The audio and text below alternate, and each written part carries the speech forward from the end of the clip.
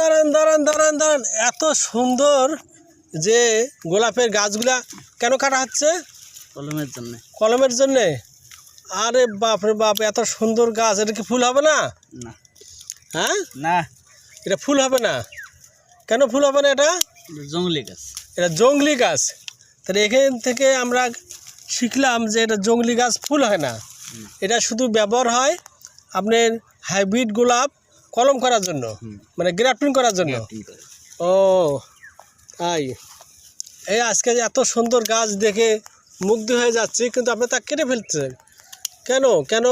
এই জন্যই যে আমরা কলম করার জন্য এই এত সুন্দর গাছগুলো আমরা কাটি ফেলাচ্ছি। এবং ওই গাছের যে এই দেখুন যে কাটার, এখান থেকে আমরা এই দেখুন, এই যে আমরা এখানে কলম করতেছি ইনশাল্লাহ গ্রাফটিং। আজকে আমরা দেখলাম জংলি কিভাবে কাটতে হয়। এটা পুরঙ্গভাবে না হলে সে জংলিটা বাঁধা যায় না। আসসালামু আলাইকুম।